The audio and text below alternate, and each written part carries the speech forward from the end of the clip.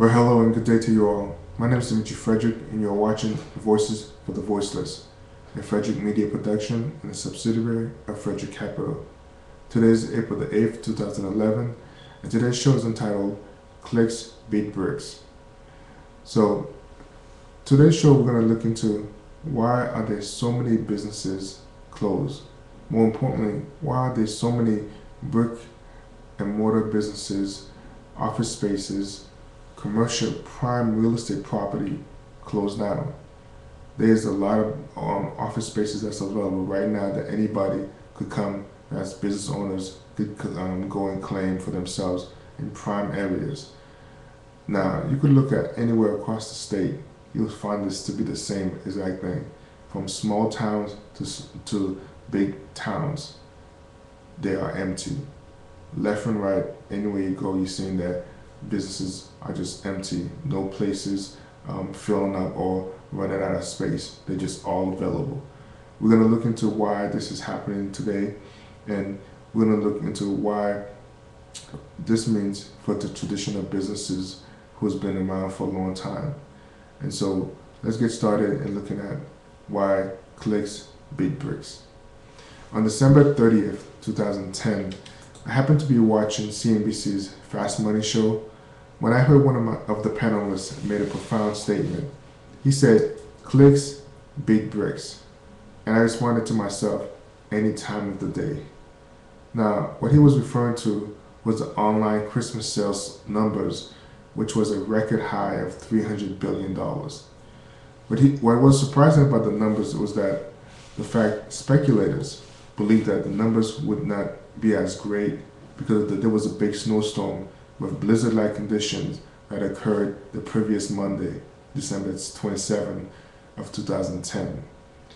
Well, despite the weather, people proved the point of online shopping by relaxing in their pajamas and just clicking away. So this brings me to the point of today's show. Clicks do beat bricks. Folks, the internet and online shopping beats out a traditional business any time of the day. I don't know about you, but I don't think some folks really get it. We are in a new era of doing business. For the past 6 months, I've been watching, especially downtown Boston, Massachusetts, where I live, businesses are closing shop left and right.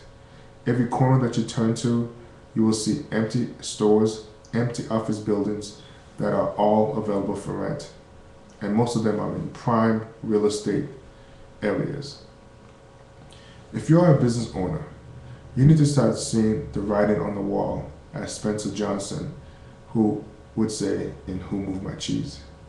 In this new era of entrepreneurship, brick and mortar businesses are closing down. They are like fashion statements. They just go out of style. But don't get me wrong. There are still some traditional businesses that still need to have a physical presence, like a restaurant, clothing store, and some other places that come to mind. But therefore, I'm not saying that all businesses that's brick and mortar will go out of business. But there's a large majority of them that will be, and that's something you should be aware of. Nevertheless, I want to use Circuit City as a good example of what I'm talking about. If you don't already know, they have closed all their retail outlets for a more online branding of their business model. Now, they have not gone bankrupt as I once thought. They just simply found it easier and cost-effective to run their store online versus having a store location, having employees, paying utility bills, etc., etc.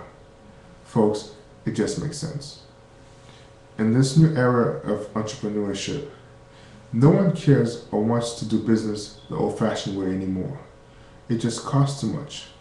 The price of overhead and taxes alone is not worth the investment. And that is why you will see more entrepreneurs choosing to go the online route versus the traditional brick and mortar days.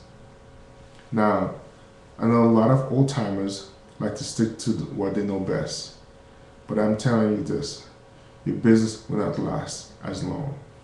Commercial space is getting even more expensive as investors try to recoup the decline in office space usage by increasing the rent on you. Now, this brings me to the conclusion of today's show. Having watched all of these empty commercial office space for rent, it tells me one of two things is happening right now. We are near a form of depression, or we are experiencing a like symptom of what will become another Great Depression lurking its ugly head. Let me explain. For most of us who have not lived through the Great Depression or have only heard of the stories of what life was like myself, we really cannot fathom what our families went through during that time. But the one thing I can say for sure is that seeing so many empty businesses that have been closed down is just a wake-up call for old-timers who are now in the late 80s and the late 90s. Trust me, they have probably seen the looks of this before. It's nothing new to them. We just choose not to ask them, or maybe we just don't want to know why, because it's just too depressing to talk about it. So here's my second observation. With the changing economy, too many traditional business owners will find themselves stuck between a rock and a hard place. Let me explain. If you are a current business owner and you are wondering why is the banks not lending money to small companies like yourself, then you need to start facing the fact that you have already been considered to be your form of business, the brick and mortar way, is just a dying breed. You are not worth the investment time to them. Your business is the dying dinosaur because for the most part, you do not know how to make your business make money online. To you, e-commerce was just a gimmick that died with the .com, and that could be far from the truth. So as our economy changes drastically in the coming years, your business model must also change too. One way to do this is to move away from the traditional business model like the mom and pop stores. Secondly, change from being a business owner to becoming an entrepreneur. Now, I have said that there is a big difference between being a business owner versus being an entrepreneur. I have explained this in past shows so you could actually catch it right on my show. But the real difference is this key word, leverage. An entrepreneur of this decade is learning how to generate multiple streams of income by leveraging his time, his money, and his businesses. Today, when I talk to business owners, in my head I ask them this question: how many franchises or businesses do you own? For most of them, their answer will be just one. If I were to ask how many office spaces or branches they own, they would just tell me one, or maybe at least two, if any. You see, in today's economy, you cannot rely on only one income stream for success. Bank sees your small business as 100% liability. That is 100% failure rate. If the economy crashes, if we go into another Great Depression, if interest rates rises and you cannot afford to stay in business anymore. And last but not least, if we run out of ink to keep printing these fake US dollar bills, you will be out of business. Therefore, the question then becomes, what other forms of leverage do you have to survive this economic downturn this round coming? Because the banks will not save you. Social Security will not save you. Your retirement checks will not save you. Your pensions, your 401k or mutual fund will not save you. And the government definitely cannot give you a dime. So folks, that is why I own several businesses of my own that I'm working to build right now.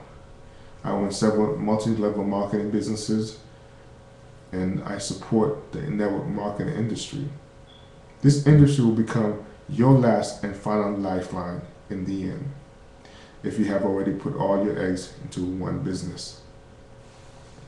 As of April 8th, today, 2011, our politicians are trying to settle their differences by midnight tonight so that the United States government does not run out of money and have to shut down.